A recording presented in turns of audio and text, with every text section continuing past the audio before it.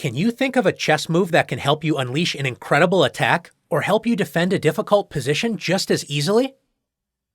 The exchange sacrifice can do exactly these things, making it an excellent weapon for attack and defense. An exchange sacrifice is when you sacrifice a rook for a minor piece. In this position, white has just played g4. Assuming that the knight must move back to f6, its only safe square. Notice that black has the two bishops, the rook on c4, and the queen on a5, all putting pressure on white's castled king.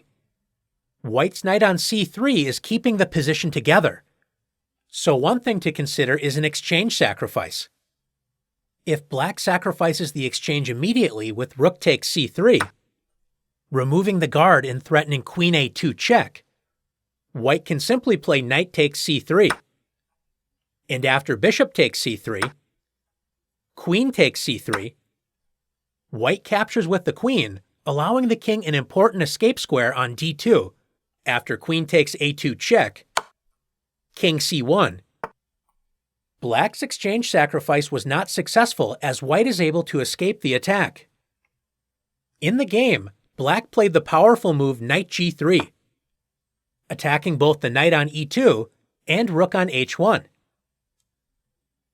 If white moves the rook, black will simply capture the knight on e2 when white's knight on c3 loses its key protection.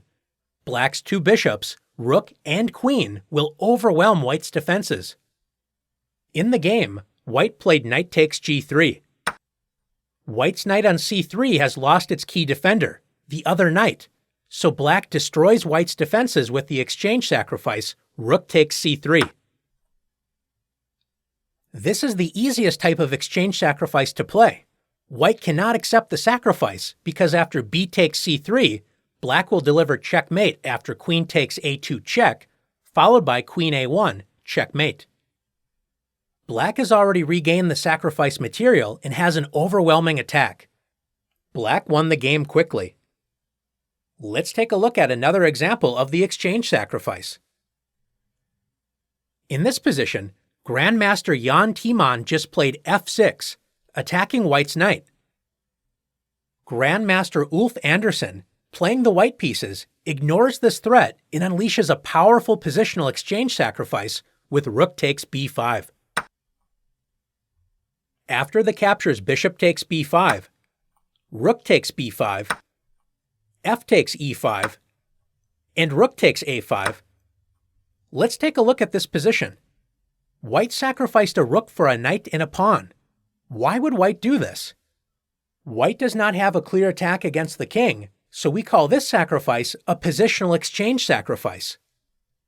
Notice that white has a passed pawn on c5, two powerful bishops pointing toward the queen side, and white is already threatening to take another pawn with rook takes a7. Black, on the other hand, has all of his pieces on the back rank and is very passive. White has an overwhelming positional advantage. After rook c7, guarding the weak a7 pawn, Andersson played c6, grabbing more space and preparing to play bishop takes a7 on the next move, creating another passed pawn on the a-file. White's pieces are working very well together, and black's rooks will remain passive. White's positional advantage led to victory in the endgame. Let's take a look at one more example together. Exchange sacrifices are not always played to attack your opponent. Grandmaster and future world champion Mikhail Botvinnik has found himself in trouble with the black pieces. Black has a weak pawn structure, and white has a simple plan of winning the c5 pawn with moves like queen f2 and knight a4. After losing that pawn, black would be down material and also would not have any active play. Botvinnik used the exchange sacrifice to try and hold his position together by playing the surprising rook d4. Black offers an exchange sacrifice to fix his doubled pawns on the c-file and keep the position closed. If white accepts the exchange sacrifice right away with bishop takes d4, c takes d4, after knight a4, black would use the same plan as in the game with c5. Let's see what happened in the game to understand why this exchange sacrifice was black's best chance. In the game, white played knight e2. Since black's bishop on a6 is poorly placed, Botvinnik places the bishop on a better diagonal with bishop c8. After knight takes d4, c takes d4, black has sacrificed the rook for a knight, but has undoubled his pawns, and black's newly created passed pawn on d4 blocks the only file that was open, the d file.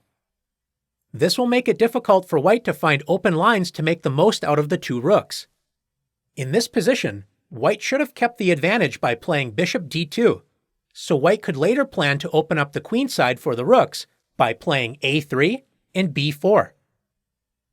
White played bishop f2, and after c5, Botvinnik has a very strong pawn center and makes it very difficult for white to open up lines on the queenside for his rooks. If white can't activate the rooks, then white's small material advantage isn't that important. Black's defensive exchange sacrifice kept the position closed and forced white to make difficult decisions. Not only did Botvinnik defend this position, he later attacked on the kingside and was able to win the game. Are you ready to unleash the powerful exchange sacrifice? Let's see.